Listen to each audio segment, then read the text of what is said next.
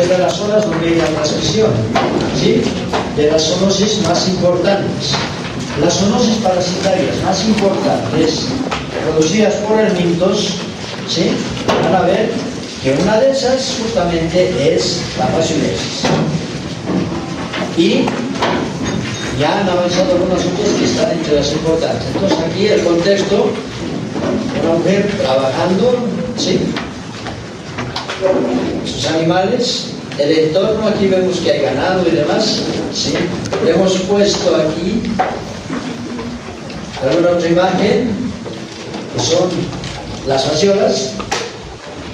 Hemos puesto un caracol, un limnello, y justamente ahora vamos a hablar de fasciola hepática, no vamos a hablar de fascioliasis, o será la siguiente, y nos vamos a referir a la morfología, a la biología del parásito, al ciclo biológico, a los mecanismos y ciclos de transmisión, ¿sí?, es decir, cómo se transmite y además qué particularidades tiene dependiendo de las zonas.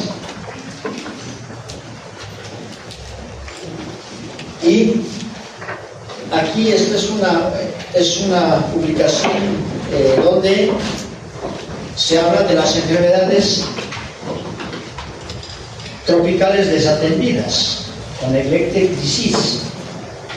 Entonces, dice, prioritarias para la Organización Mundial de la Salud porque son, ¿sí?, un conjunto heterogéneo de 20 enfermedades y grupos de afecciones que poseen una característica en común, ¿sí?, un tremendo impacto sobre las comunidades empobrecidas. En líneas generales quiere decir que afectan mucho a las comunidades empobrecidas. Y de esas tenemos un montón en Bolivia, ¿sí? Ojo, de hecho, nosotros somos parte de aquello. Porque no es que es una ilusión pensar, no, la mayoría de los que estamos aquí tenemos la planta, ¿no? Entonces, eso lo debemos tener bien claro. Y por eso es que antes estaban entre las enfermedades olvidadas. Esta es una publicación de la OMS, sí, está de la Organización Panamericana de la Salud, y están en el grupo de enfermedades. Se hablan de aquellas que son preferentemente, sí, se han elegido más bien, se han elegido como posibles de ser eliminadas hasta el 2030, ¿sí? Y ustedes ven aquí que la mayoría son parasitarias. Y resulta que en la mayoría de los lugares se lleva la parasitología como un pequeño capítulo de la microbiología. Pero no es contradictorio eso respecto a las prioridades, porque vamos a ver, estas que están en círculo, aquí está la lepra, está la sífilis congénita, el tracoma y la fiebre chikungunya, ¿sí? Esas son o bacterianas o virales. Las otras que no están, así con estos círculos grandes, son parasitarias. Y de esas parasitarias varias son por helmintos, vamos recordando, ¿sí? Teniosis y cercosis. Estamos en la práctica. Es una prioridad para eliminar. Leishmaniasis es una enfermedad parasitaria que la vamos a llevar en el tercer capítulo. Esquistosomiasis es parte de este capítulo, pero la vamos a mencionar, nomás no vamos a detallar muchas cosas. ¿Por qué? Porque a pesar de que existe en el Nuevo Mundo, en nuestro continente, no existe en nuestro país. Sin embargo, es probable que tengamos casos importados, por ejemplo, porque, por decirlo, hay en el Brasil, felizmente no en nuestra frontera, sino más bien hacia el Atlántico.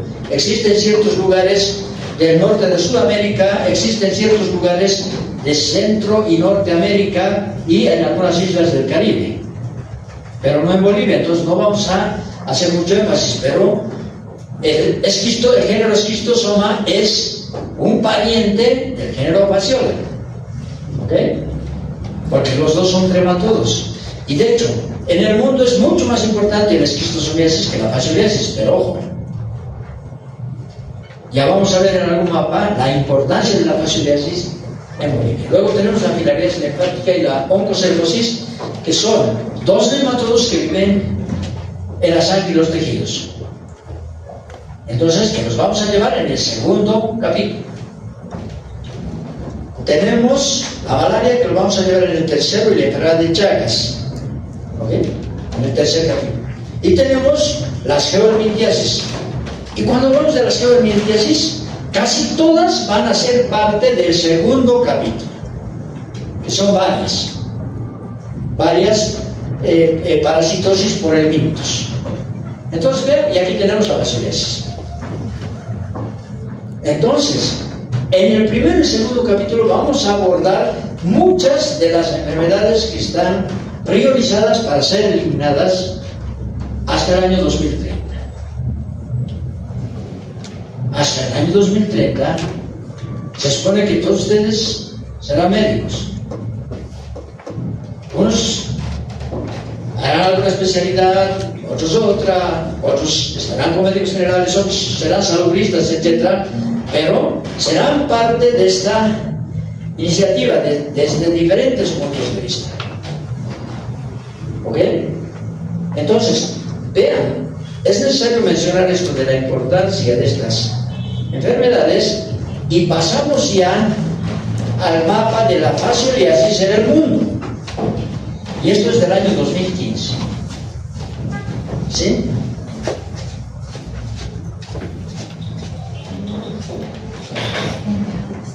Ya, gracias. Entonces, vean, lo que está en verde son los lugares donde hay fascioliasis. ¿Dónde? Casi en todas partes. ¿Y será que no hay en Paraguay?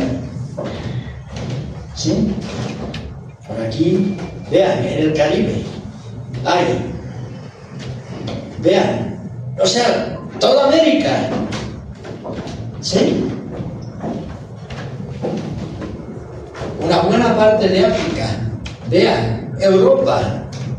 Vean Asia. Vean Oceanía.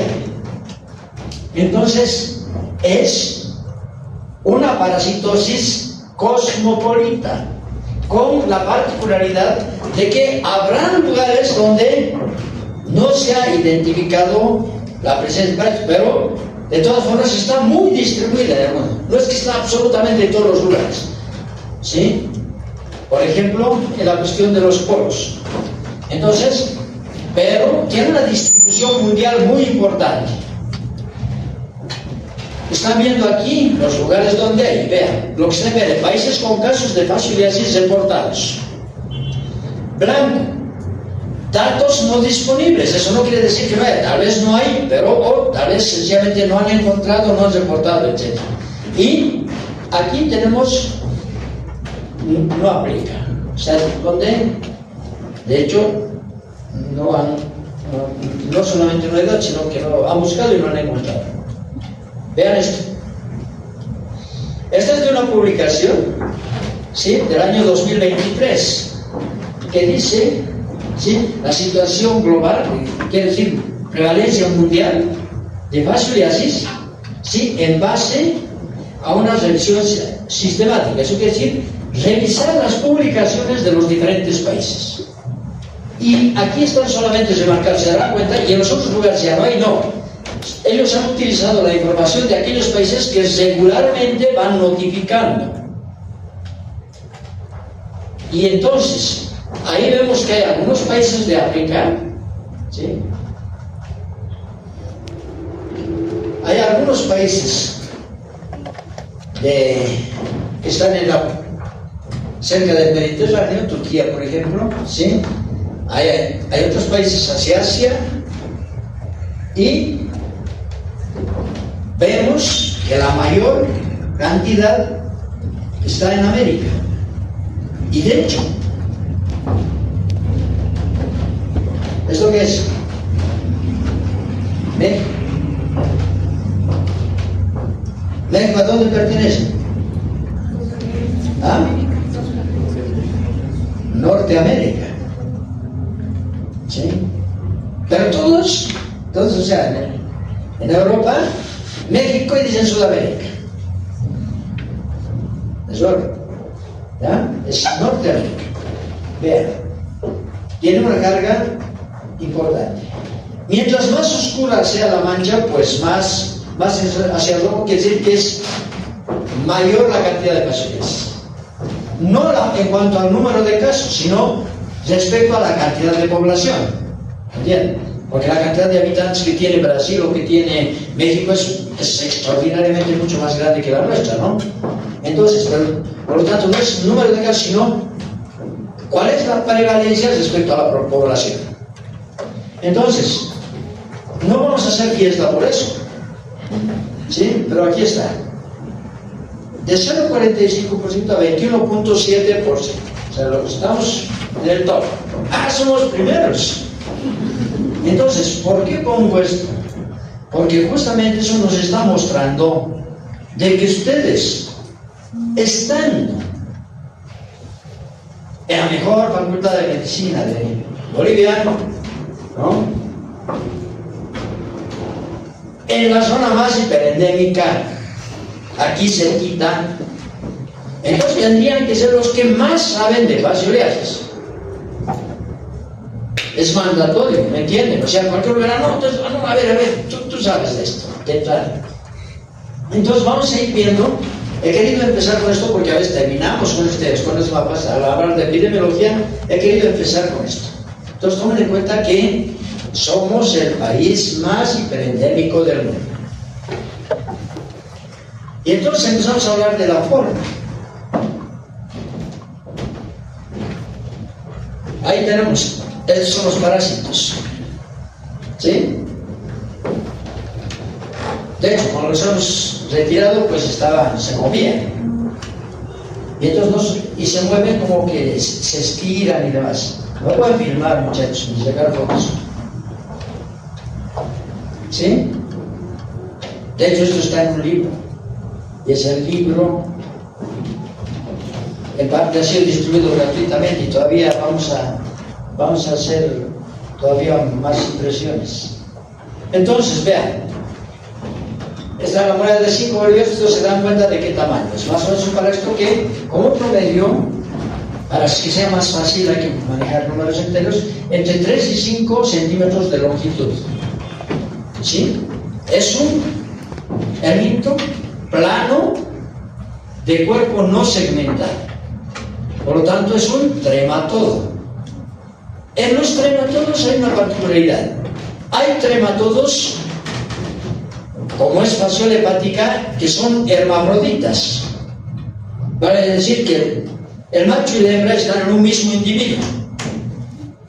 Y hay otros que son dioicos o que tienen sexos diferenciados. Y esos son del género Schistosoma, que también son trematodos, pero donde hay machos y hembras. Entonces, si quiero hablar de evolución, ¿cuál será más evolucionado? ¿Schistosoma o fasciola? ¿Fasciola?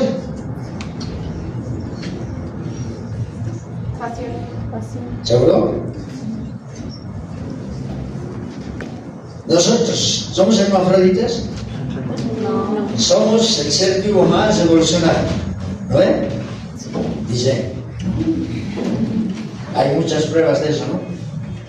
Y también hay muchas cosas que necesitan ser, ¿no? Porque a veces hacemos tonterías. Destruimos nuestro mundo. Entonces, nosotros no somos hermafroditas, ¿verdad? Tenemos sexos separados. Entonces, hagamos analogía, pues, entre schistosoma y fasciola. Schistosoma es más evolucionado que fasciola, a pesar de que los dos son trematodos. ¿Por qué? Porque schistosoma tiene dimorfismo sexual. Entonces, este es el parásito, ya vamos a ver, solamente aquí quiero que vean la cuestión del tamaño. Después hay una etapa que se llama cercaria, que es este es parásito que habita en los mamíferos. Esta forma es una forma de renacuajo, más o menos, ¿sí? Que se encuentra en el agua, y esta otra forma es una forma de restesia que se presenta después de esta, y permanece o flotando, o la mayoría de las veces adherida a superficies, principalmente a vegetales. Entonces, inicialmente vemos eso. Vamos a tener tiempo de ver más de la morfología. Y aquí tenemos, este es un parásito de ciclo heteroxeno.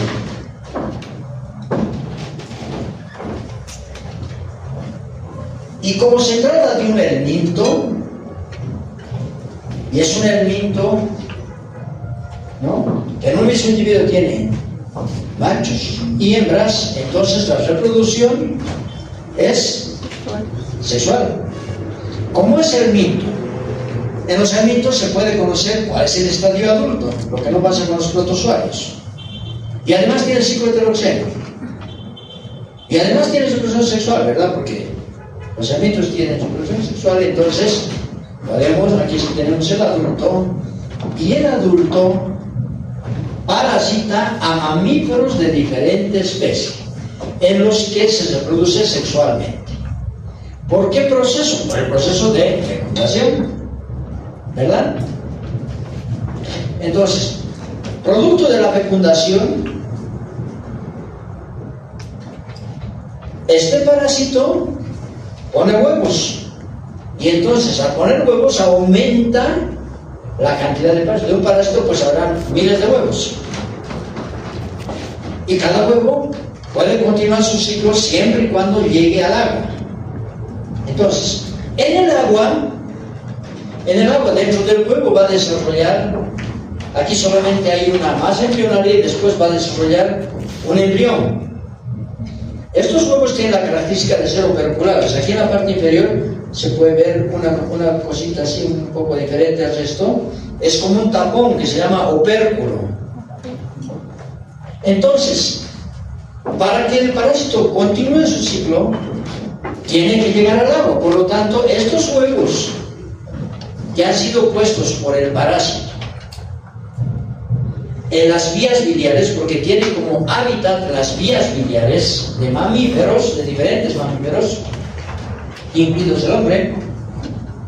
el hombre, entonces estos huevos no son infectantes. ¿Por qué? Porque no tienen una forma infectante en su interior. Si han sido depositados en las vías biliares, salen con la bilis, llegan a la segunda porción del duodeno, y después, si viene su trayecto por el intestino delgado, pasa al intestino grueso, salen con las heces y salen embrionados, y salen con una masa embrionaria, pero no tienen todavía un embrión. El embrión se va a formar en el agua, por lo tanto tienen que llegar al agua.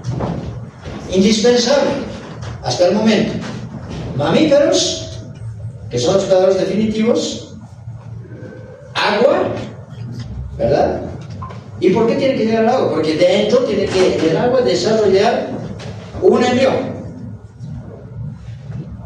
Luego, cuando sale, el embrión va a poder salir por esa especie de tapita que les decía, que se llama opérculo, y ese embrión nada.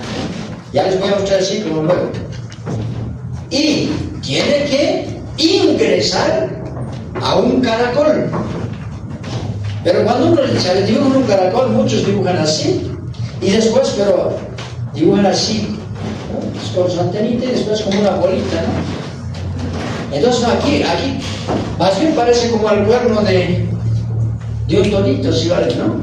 ¿Lo ven? Parece como unas orejitas puntiagudas, como de gato más o menos.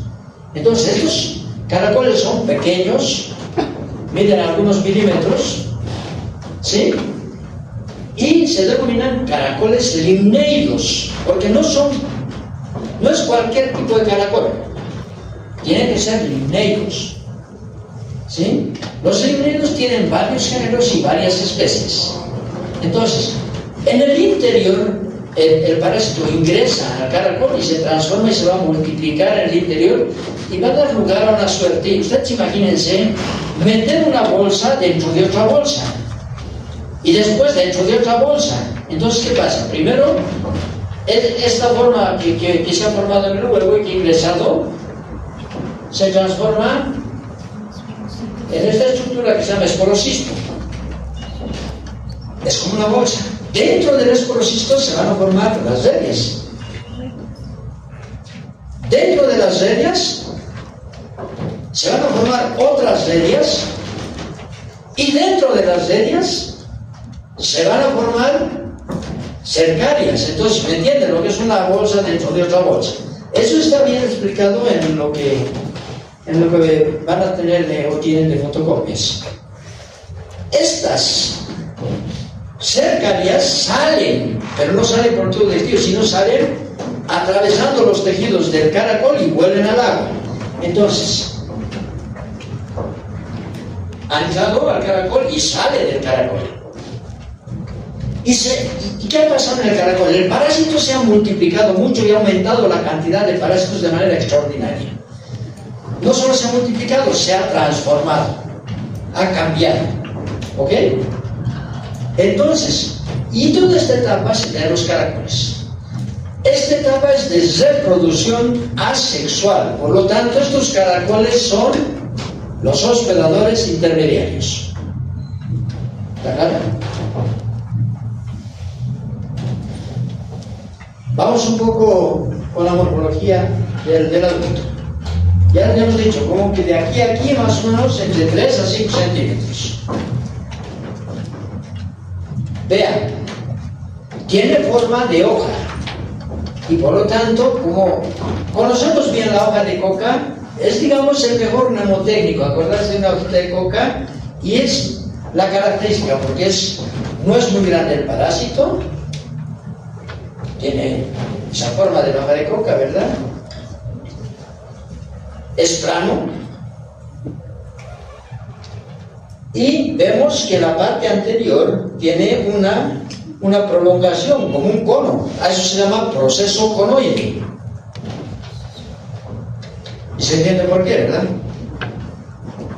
Estas estructuras, vean, aquí está el proceso conoide y estas aquí, como que son más anchas.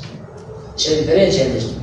Esto se conoce con el nombre de hombros, ¿no? Entonces el proceso conoide como nuestra cabeza y los hombros. Entonces, una de las características más importantes es que esta parte anterior es muy importante para el parásito, para su biología. ¿Por qué? Porque el parásito también se llama distoma. Distoma quiere decir dos bocas, porque tiene lo que aparentemente fuesen dos bocas, pero no. Tiene una boca que está justamente en la parte anterior, aquí. Se puede ver, ¿verdad? Un orificio, ¿verdad? Entonces, en la parte anterior del proceso conoide, ahí hay bastante musculatura, y ahí se abre la boca, y la boca está rodeada por lo que es la ventosa oral. Ventosa oral. Hay otra estructura que parece también como una boca, pero no tiene continuidad, y se llama ventosa ventral. Ventral, ¿por qué? Porque está en la cara ventral del parásito. Pero vean, no está en la parte media, sino más bien está a continuación del proceso conoide. Entonces, por eso, distoma, dos bocas. No porque tenga dos bocas, sino porque es la característica que han visto en el momento en que le han dado un denominativo. ¿Ok? Entonces, en la boca se originan, pensaremos, ahí está, el 1 es la boca, el 2 es la faringe, el 3 es el esófago. Entonces se origina un tubo digestivo, y ese tubo digestivo es ramificado, se ramifica por delante de la ventosa ventral, obviamente por dentro, ¿no? La ventosa ventral se ve de fuera, pero está cubierto solo por dentro, pero ya se ramifica aquí, como pueden ver aquí. Entonces se ramifica, y ahí es un tubo digestivo que se ramifica en dos, y a la vez hay subramificaciones, vean. ¿Ok? Entonces es un tubo digestivo ramificado, pero ojo, vean esta parte, las ramificaciones ahí, están aquí, pero termina en ciego. ¿Qué quiere decir que termina en ciego? Que no tiene ano. O sea, a diferencia de los cestodos, estos parásitos ya tienen tubo digestivo, pero ese tubo digestivo ramificado es incompleto porque no tiene ano. O sea, tiene entrada pero no tiene salida. ¿Ok? Entonces, pero de todas formas ya tienen un tubo digestivo. Entonces, las tenias y los otros, o sea, las tenias solo tienes aquí natre, las otras tenias, los otros cestodos, no tienen tubo digestivo. Se nutren a través de la cutícula, ¿no? Por una especie de pelito, los pilis. Entonces, ¿cuál es más evolucionado? ¿Los cestodos o los trematodos?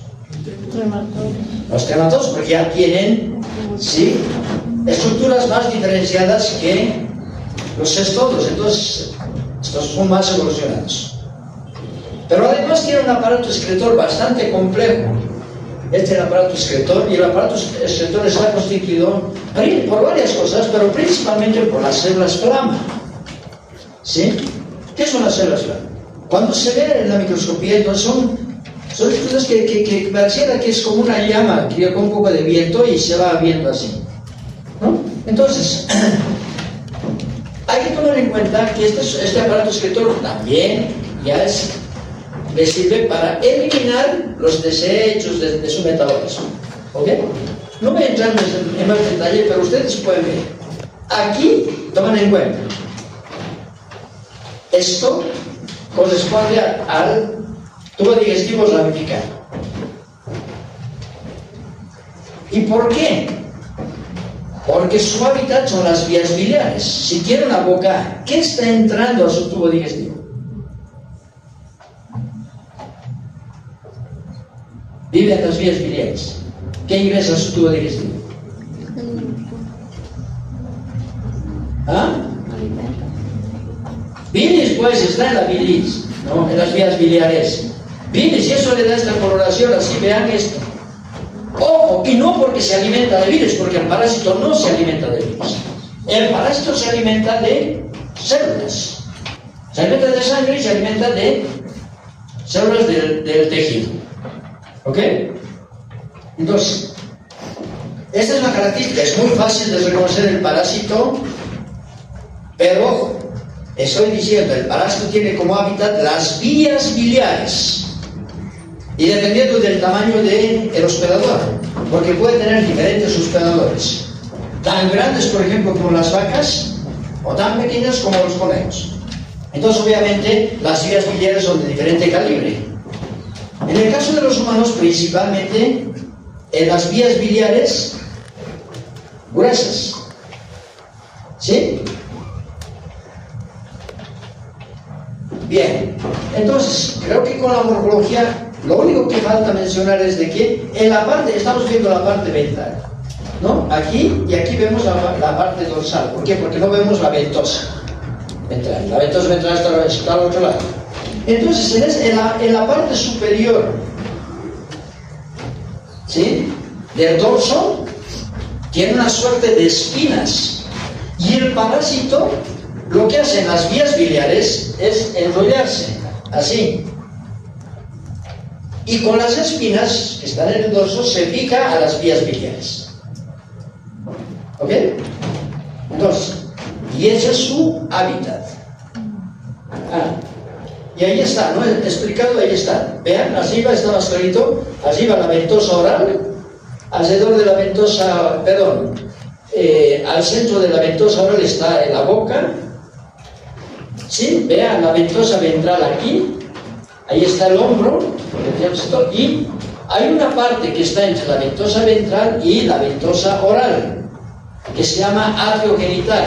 No tiene ningún orificio, pero es en ese nivel donde se unen el aparato sexual masculino y el aparato sexual femenino. Ahí es donde se produce la fecundación, dentro de un mismo individuo. ¿Ok? Entonces, con la morfología no vamos a entrar en más detalle aquí del adulto. ¿Sí? Vamos a... Esto ha sido tomada esta imagen tomada de los ciclos clásicos del CDC. pero le he hecho modificaciones. ¿Cuáles modificaciones? Solamente les voy a mencionar rápidamente. El parásito vive en las vías biliares. El parásito fecundado pone huevos. ¿Sí? Estos huevos salen por las heces. Obviamente, ¿cómo han llegado al tubo digestivo? Pues a través de, si está en las vías biliares, ¿a través de qué conducto? ¿A través de qué conducto han llegado de las vías biliares los huevos al intestino? ¿Ah? Colédoco. ¿Sí? Entonces, llegan estos huevos que son operculados en el agua, ¿sí?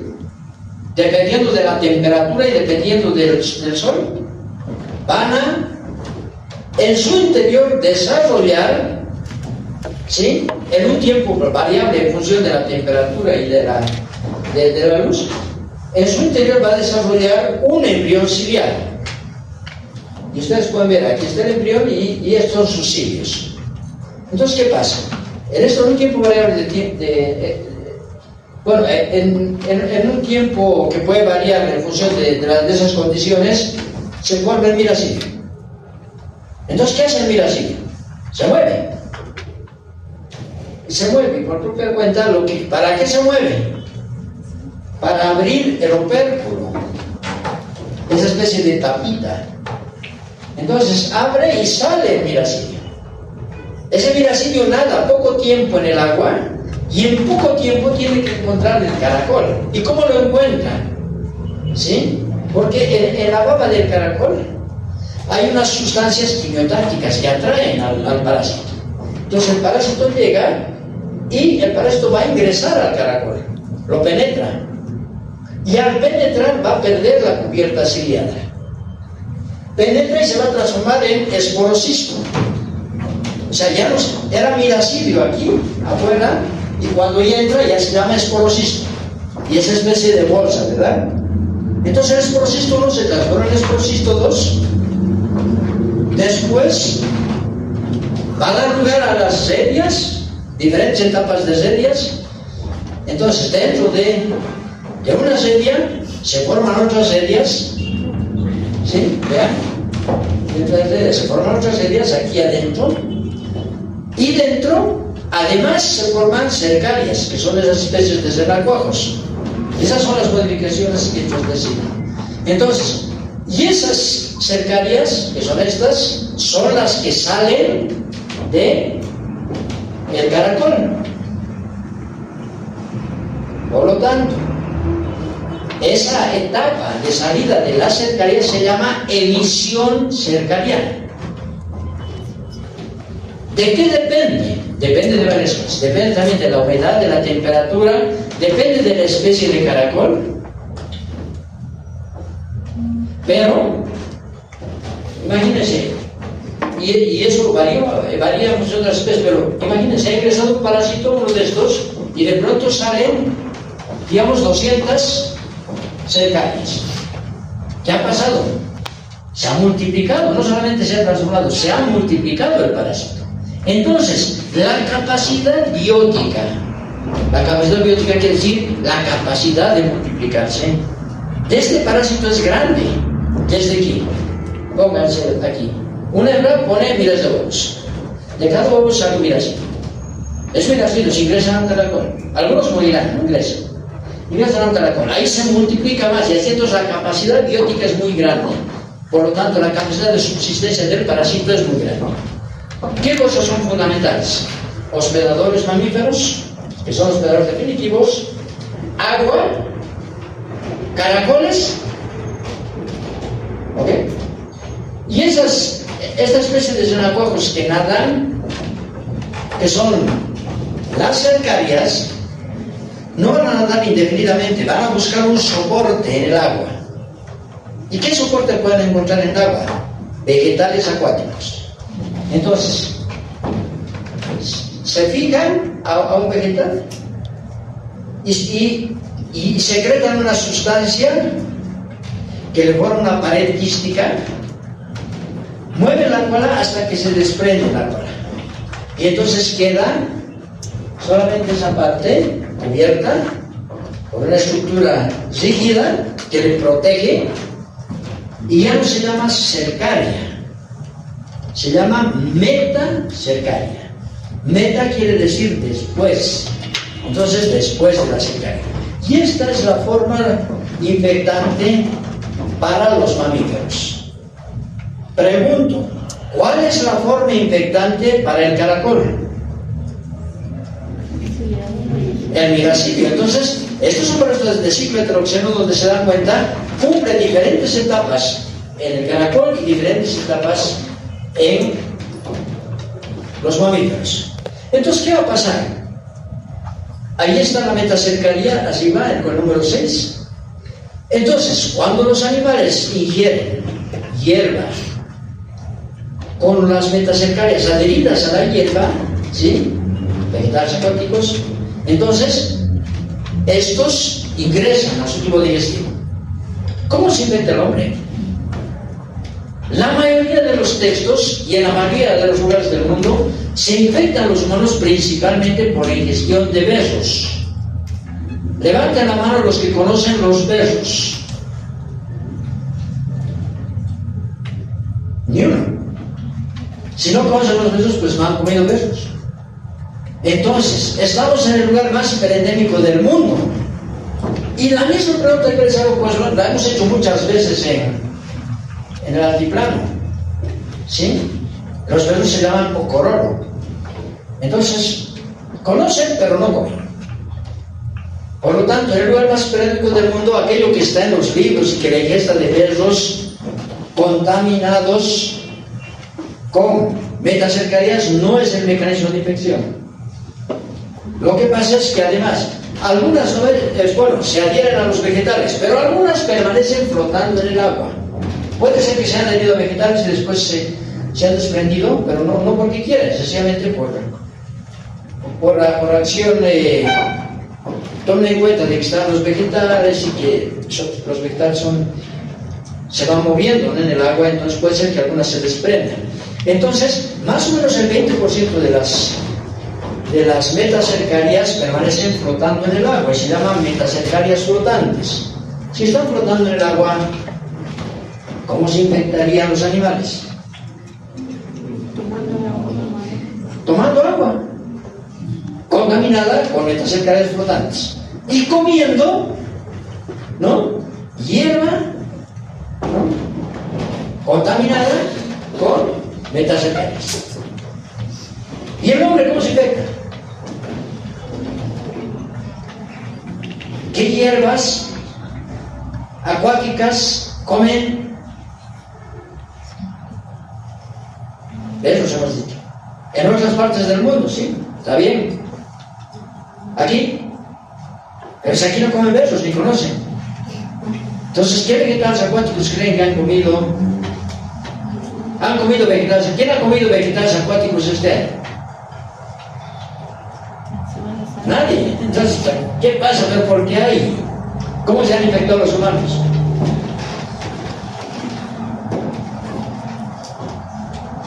Por beber agua, ¿sí?, sin hervir, contaminada con metacercarias flotantes. Aquí, Bolivia. Pero en todas partes, no sabemos en otros departamentos, en la base. Entonces, una vez que ingresan las metacercarias, por acción, entre otras cosas, pero en gran parte por acción de los jugos digestivos, se reblandece la cubierta de la metacercaria, y dentro de la metacercaria, ¿qué hay? Hay como una cercaria chiquita, como una fasciola chiquita, que se llama forma juvenil. Entonces esa forma juvenil, ¿sí?, lo que hace es, pasa el intestino, pasa el estómago, pasa al intestino, está libre, y uno dice, ¿cómo llega a las vías biliares? Ah, pues en el conducto colédoco, ¿no? Lo que hace es atravesar la pared del intestino. Si atraviesa la pared del intestino, ¿dónde llega el parásito? ¿Ah? ¿Dónde?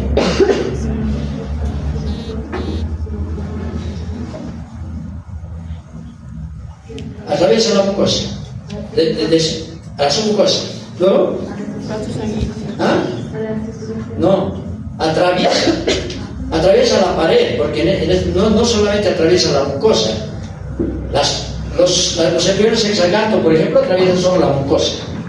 Pero aquí atraviesa toda la pared. Si atraviesa toda la pared del intestino, ¿dónde llega? ¿Ah? Vasos sanguíneos.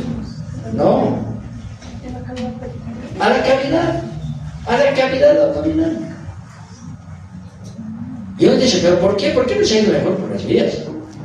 Medio complicado porque de pronto tiene que vencer también el sentido en el que viene la bilis, ¿no? La bilis viene en un sentido y tendría que ir en contracorriente, si va el término. Y además el esfínter está cerrado, ¿no?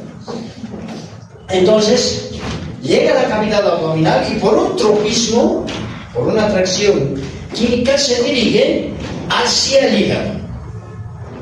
Por los epiclones y demás, ¿no? Entonces, llega al hígado por un tropismo y atraviesa la cápsula del hígado, la cápsula de Grisson. Entonces, ingresa al parénquima hepático. Al ingresar, pues encuentra, si vale el término, comida, porque se alimenta de células.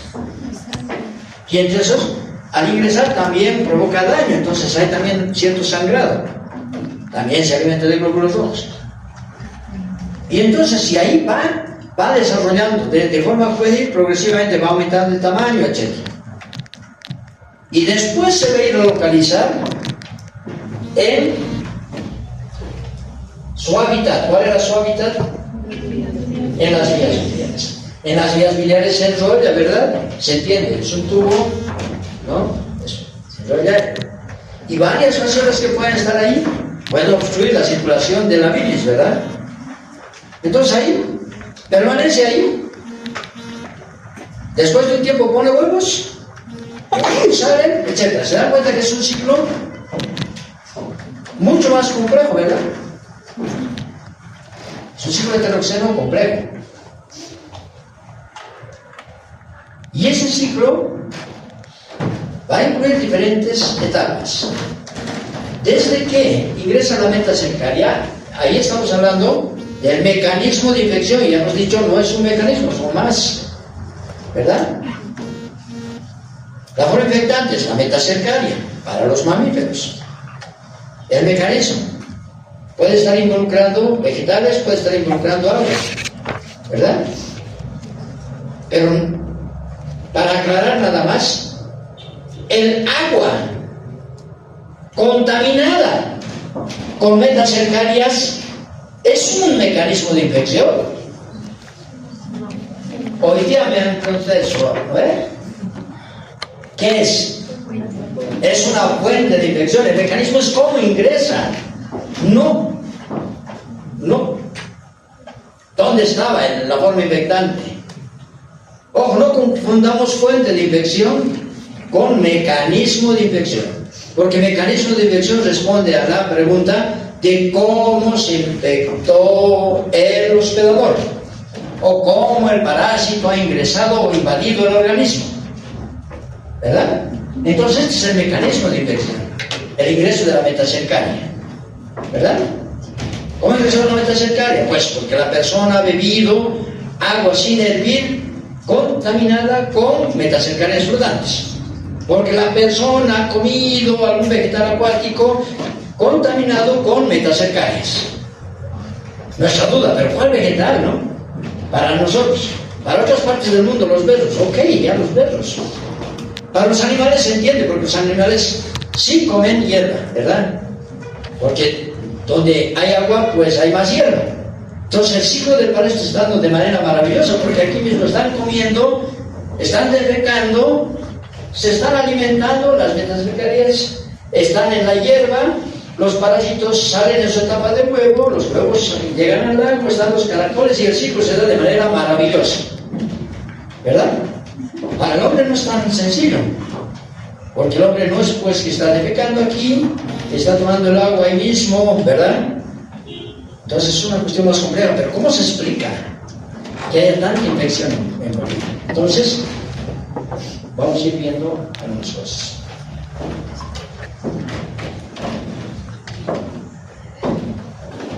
un poquito inspirado en algún ciclo en el anterior, pero esto está bastante modificado, ¿sí? Lo he hecho recién para esta clase, ¿sí? Entonces, vean, los hospedadores definitivos, ¿sí? Animales, mamíferos, otro animal mamífero, somos animal mamífero, ¿verdad? Entonces, todos portando al parásito en sus días lineales. Salen los huevos. Los huevos tienen que llegar al agua. Dentro de los huevos desarrolla el miracidio. Una vez que ha desarrollado el miracidio, hace movimientos. Abre la tapita, el opérculo. Aquí está el opérculo. Y sale. Entonces aquí está, embrión ciliado. ¿Verdad? Entonces, este embrión ciliado busca al caracol. Ya hemos dicho porque hay sustancias que van a atraer al miracidio. Y el miracidio va a ingresar, va a invadir el organismo del caracol. No es que el caracol se lo va a comer, sino que va a ingresar. ¿Y por dónde? Esta parte que está en la parte inferior se llama pie. Por el pie, principalmente, o cerca de las antenas, cerca de la base de las antenas. Principalmente, eso no quiere decir que, por ejemplo, no puede ingresar por aquí, puede ingresar, pero principalmente por estos lugares. ¿Sí? Al ingresar, pierde la cubierta ciliada. Ya en el interior va a quedar esto. ¿Sí? Ha ingresado por aquí y el parásito va a ir a la parte del organismo del caracol que está dentro de la concha. Y dentro de la concha está principalmente el aparato digestivo, lo que se conoce como hepatopáncreas. Entonces, se ha transformado el miracidio ya aquí, luego el miracidio aquí se ha transformado en esporocisto, ¿no? Y sucede, después hay una sucesión. Esporocisto, redias cercarias, ¿verdad? Entonces, vean, aquí está. Esporocisto y aquí está, dentro está una redia. ¿Sí? Luego esta va a dar origen a otra, pero aquí está otra redia. Y aquí dentro están las cercarias. Y las cercarias salen del caracol. Y nada, aquí están las cercarias y después se adhieren a algún vegetal y pierden la cola. Y además, antes de perder la cola, se han rodeado de una pared quística. Y se llaman metacercarias, son la forma infectante, son la forma de resistencia. ¿Ok? No vale piratear esto, me voy a enojar, de verdad.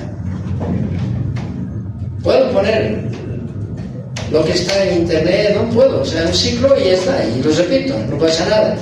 Trato de hacer algo para que sea un poquito más claro, pero no es muy justo, ¿no? ¿Cómo? Eso no toma tiempo. Entonces, vean, y yo qué sé, ahí está un animal, puede comer la hierba, y a la hierba hay metacercarias. Esas metacercarias, una vez en el tubo digestivo, van a dejar en libertad a la forma juvenil. Eso ya no está graficado aquí porque sería complejo. La forma juvenil, pero es fácil de entender, ¿verdad? Atraviesa la pared intestinal, llega a la cavidad peritoneal, llega a la cápsula de Grisón, la atraviesa y finalmente llega a su hábitat. Y después de un lapso de tiempo va a poner huevos. Entonces, entre que se ha infectado cualquier mamífero hasta que hay huevos, hay un lapso de tiempo donde no habrá huevos porque el parásito está recién en el parénquima hepático y todavía no ha llegado adulto, ¿no?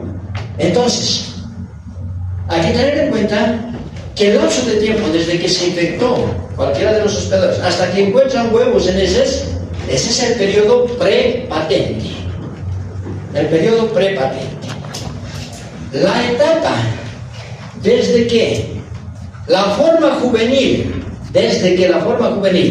atraviesa el intestino, ya está dañando la pared del intestino, ahí empieza la fase invasiva. ¿Por qué? Está invadiendo tejidos. Sigue, atraviesa el intestino, luego atraviesa la cápsula de Grisor, luego atraviesa el parénquima hepático hasta llegar a las vías biliares. Entonces, desde que empieza a atravesar el intestino hasta que llega a las vías biliares, eso es lo que se conoce con el nombre de fase invasiva. Y se entiende por qué se llama fase invasiva, ¿verdad? Una vez que el parásito llega a las vías biliares, todavía no es adulto, todavía es un bacterio, sigue desarrollando, ¿ya? Pero más que todo es como un crecimiento, no hay muchos cambios en su estructura, pero llega adulto. Cuando ya está en las vías biliares, ya no es la fase invasiva, ya se conoce con nombre de fase de estado. ¿Sí? Acuérdense bien porque todo esto va a estar relacionado con las manifestaciones clínicas y con el diagnóstico. Ahora tomen en cuenta esto. Esta es una imagen de África. ¿Sí?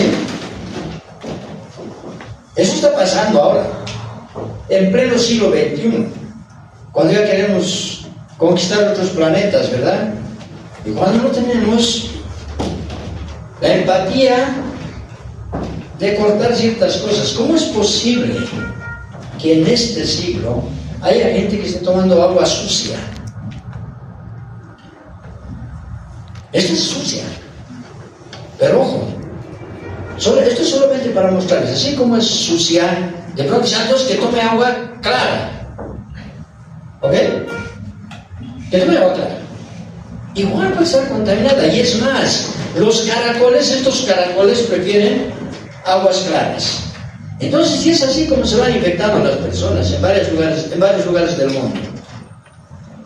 Y eso es lo que está ocurriendo también en nuestro medio. Entonces, en la medida en que tenga más agua potable las personas, pues menos posibilidades de infectarse tendrán. ¿Por qué? Porque los besos no están casi involucrados con la transmisión en Bolivia, con la infección. ¿Ok?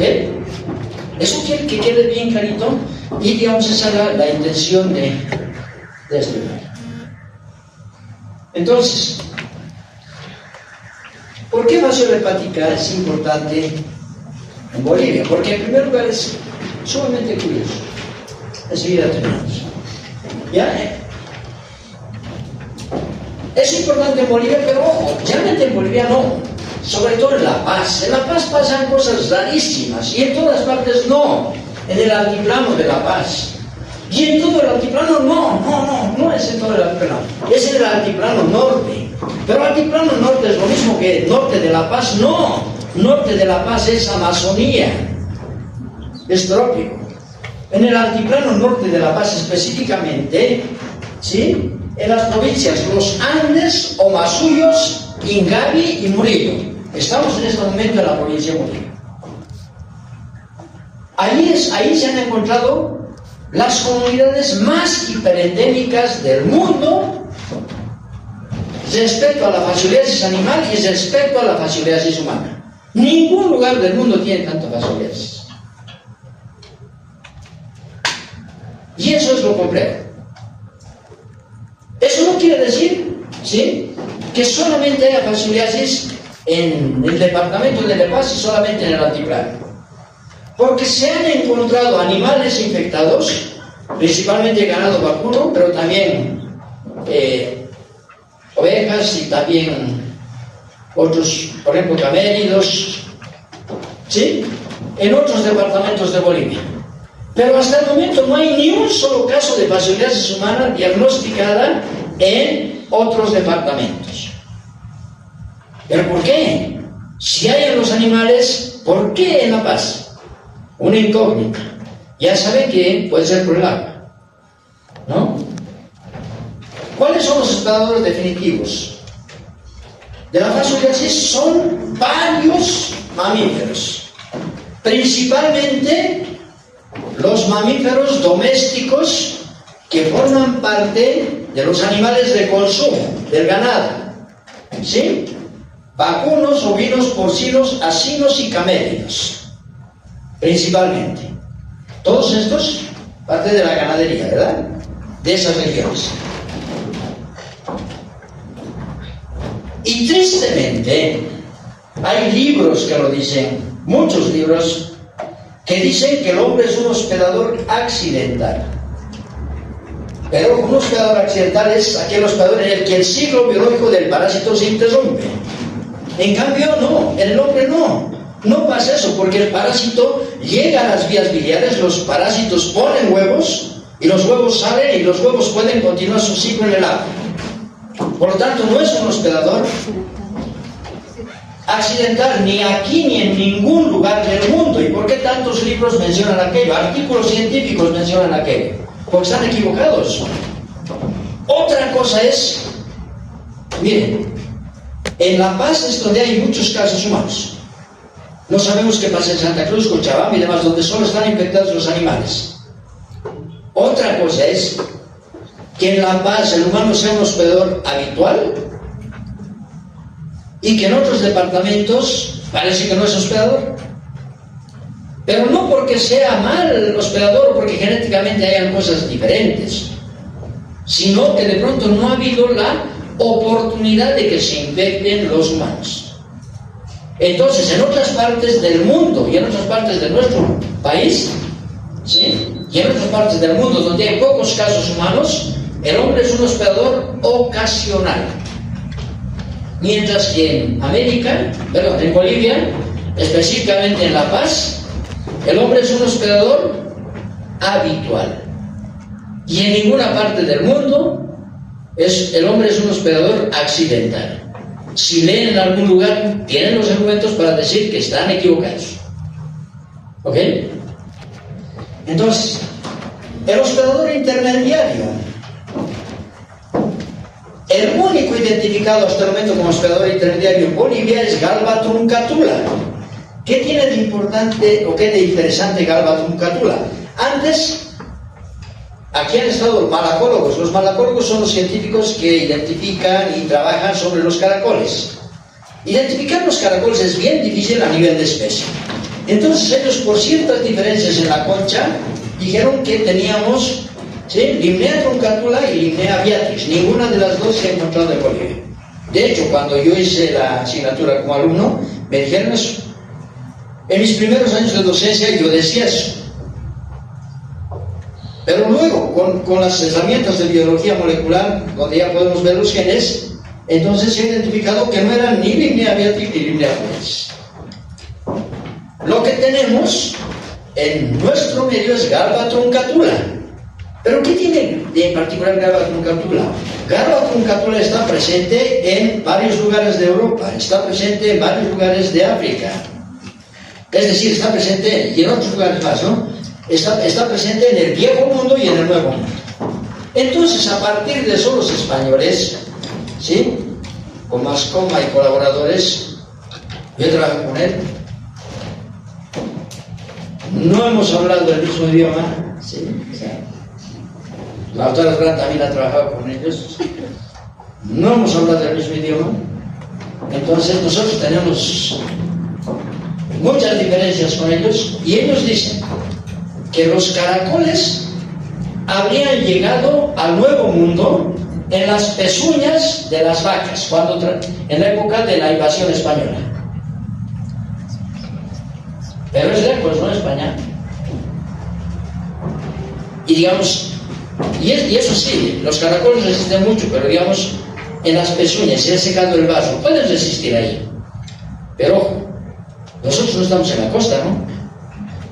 Entonces, o sea, que hayan llegado, imagínense, y estaban en las patas, y las vacas han tenido que venir, pues, caminando, ¿no?, para llegar aquí. ¿Será? Ojo, todo el mundo les cree, porque además son del Centro de Referencia en Infecciones de la Organización Mundial de la Salud. Entonces dicen, por lo tanto, nosotros, como está publicado y está dicho, según ellos, sí, el caracol habría sido introducido en la época de la colonización o invasión española. ¿Sí? ¿Por qué? Porque los caracoles de aquí son la misma especie y son genéticamente iguales a los caracoles de España, de Portugal, de Francia, etc. Galba truncatula. Esa es una de las cosas. Además, fasciola hepática de aquí es igual que la fasciola hepática de esos lugares y de otros. Por lo tanto, también tanto el caracol como el parásito habrían sido introducidos. ¿Y cómo habrían sido introducidos los fasciole hepática? Podría ser dentro de los caracoles, o también dentro de los animales. Pues, o sea, si han venido las vacas con sus patas con los caracoles, también podrían venir con su fasciola, ¿no? Dentro. Y otros animales, y los humanos también. Entonces, según la teoría de los españoles, ¿sí?, la fascioliasis, específicamente los caracoles y los parásitos, habrían sido introducidos a América. Nosotros desde la década de los 90, les decíamos que no compartíamos ese mismo criterio. Y tenemos muchas razones para pensar, pero lo tengo que mencionar porque los libros van a encontrar así, entran a las páginas de la OMS, van a encontrar aquí. Ahora, ¿cuáles son los mecanismos de infección en nuestro medio? Porque estamos hablando ya de Bolivia y del altiplano. Beber agua sin hervir contaminada con metacercarias flotantes, que sería muy frecuente. Chupar el tallo de vegetales acuáticos crudos. Todos conocen la totora, me imagino. ¿Sí? Son las plantas acuáticas con unos... son tubulares, ¿no? Las plantas tubulares, o sea, como tubos, y ahí después con una cosita, ¿no? Allí va, como un cotonete, digamos así, gigante, ¿no? ¿Lo ven? Entonces, las totorillas son más pequeñas. ¿Y qué pasa?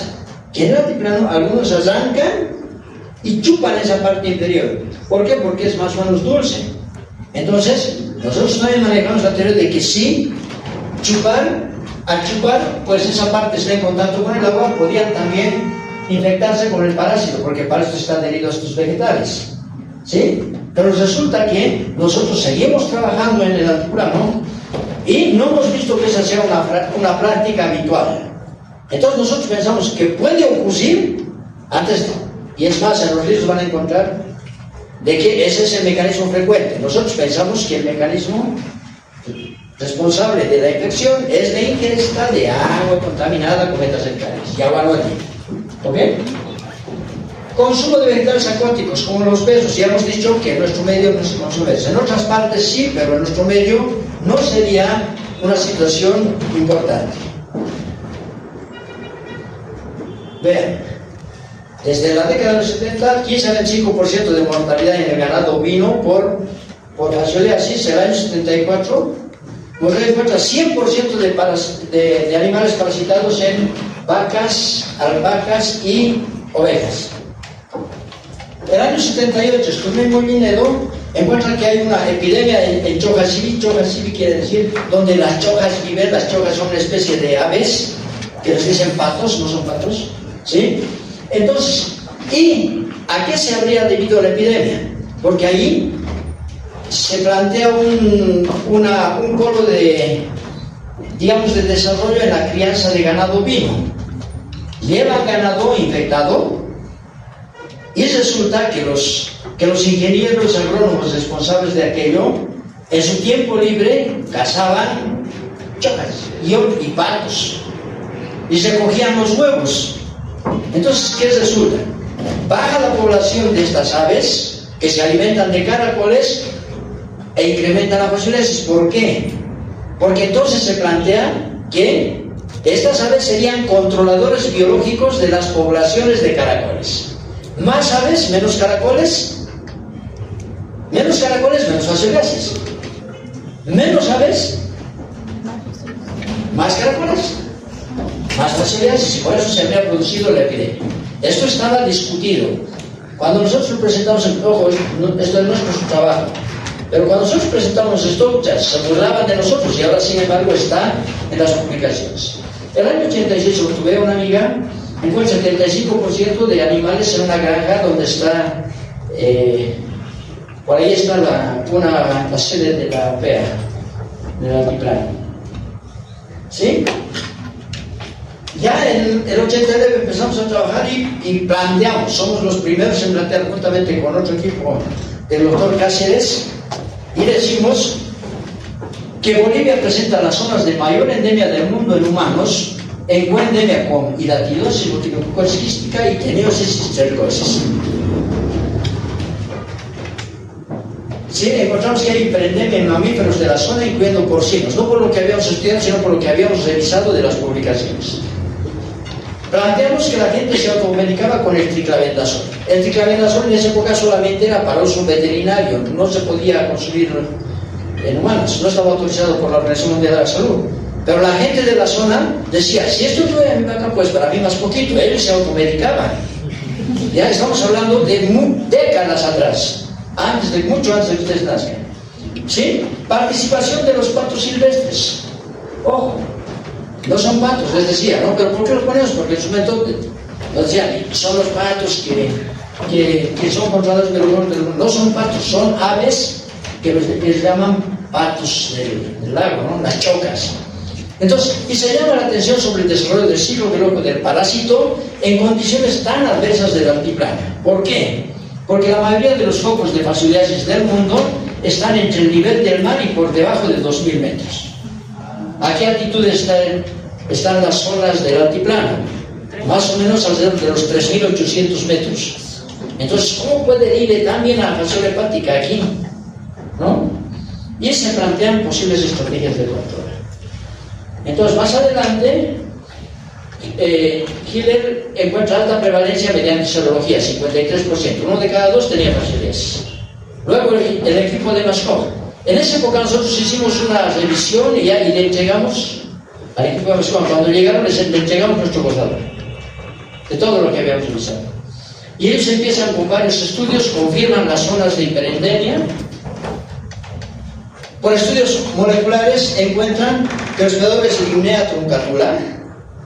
Entonces, estas son las primeras publicaciones. Luego Limnea cambia a Galba truncatula, es la que se llama ahora. Es el nombre ahora adecuado, más bien. Y se ve que hay excelente adaptación de los parásitos y moluscos a las condiciones del altiplano, confirmando lo que nosotros habíamos dicho en el pasado. Y hacen estudios sobre la biología de fasciola hepática en los caracoles. ¿Sí? No se preocupen, es solamente para mostrarles muchas publicaciones de fascioliasis en el ganado y en humanos que se habían hecho anteriores a la década de los 90. Es decir, no es que han venido a descubrir las cosas, o sea, esto se conocía ya mucho de la fascioliasis aquí, ellos han venido a corroborar y aclarar algunas cosas, por ejemplo, de qué es Galba truncatula, el caracol que está como hospedador intermediario. Entonces aquí, infección en bovinos, vean tantos trabajos, queremos ver desde el año 1923, 1979, etc. Muchos trabajos. Aquí en ovinos, sí, desde el año 73, y vamos viendo aquí hasta el año 93, muchos trabajos. Y con prevalencias muy altas, hasta del 100% en algunos lugares. ¿Sí? La ciudad humana en La Paz, ¿sí? Tenemos 20 casos del año 1939, imagínense. Y después hay descripciones de varios casos. Y lo más importante es que en Cuyucachín se encuentran, con un solo examen, 72% de infectados en el año 1982. ¿Quién? La doctora Lilia Veras ahí. Con un examen. Si le hacían seriado, tal vez era 100%. Es la mayor prevalencia de fascioliasis que se ha encontrado en el mundo hasta ahora. Entonces, ¿dónde están localizadas las zonas? Aquí está. Este es el lago Titicaca. Y ahí está la provincia de Huamasuyos, la más hiperendémica del mundo. Perdón, los Andes.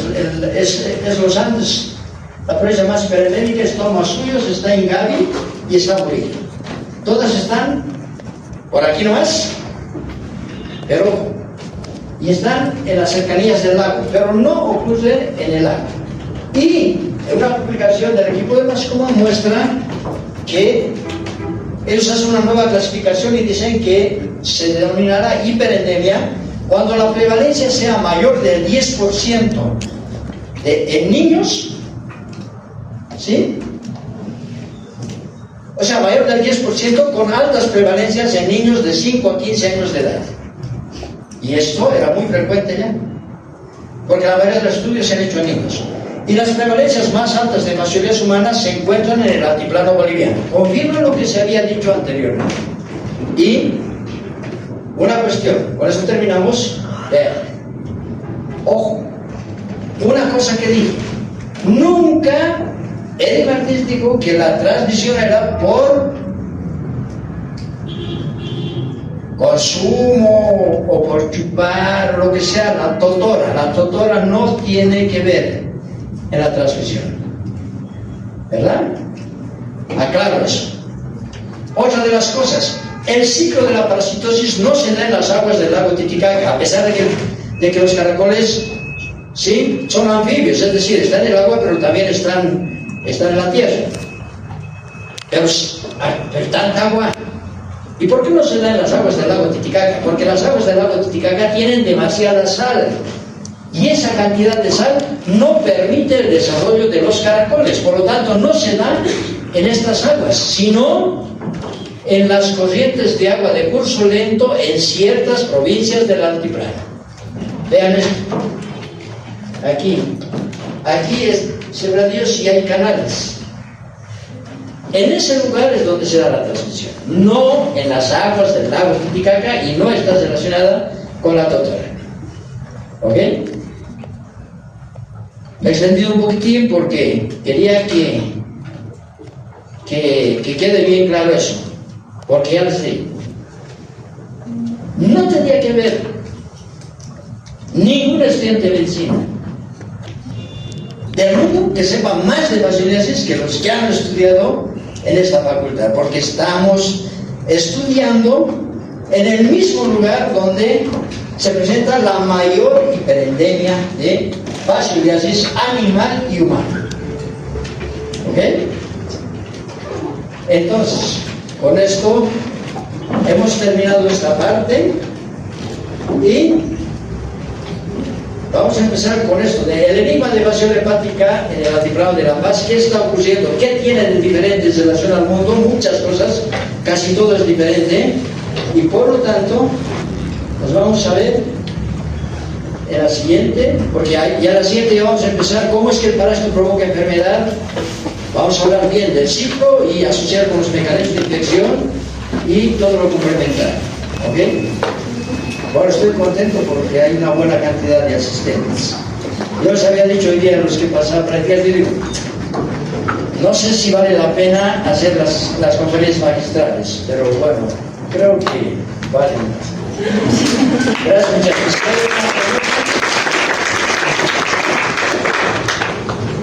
Si hay una pregunta, bueno, si no, a ver. ¿Podría repetir exactamente cuál era el periodo prepatente? El periodo prepatente es aquel, para esta parasitosis, para cualquiera, ¿no? Es el lapso de tiempo desde que el hospedador se infecta hasta que se puede identificar la presencia del parásito en el organismo. En el caso de la fascioliasis, desde que la persona ha ingerido a través del agua, de vegetales, etc., las metacercarias. Estas metacercarias han hecho la fase invasiva, perdón, estas formas juveniles que han sido liberadas de las metacercarias han cumplido la fase invasiva, ¿verdad? Y luego han llegado a las vías biliares. Hasta entonces todavía no son adultos y todavía no ponen huevos. Entonces, cuando pongan huevos, esos huevos ya se pueden detectar en las heces. Entonces, ese lapso de tiempo desde la infección hasta que se pueden detectar huevos en heces es el periodo prepatente. ¿Ok? Vamos a hablar de todas formas de esto, de justo es de lo que vamos a hablar en la siguiente, el día jueves. Bien.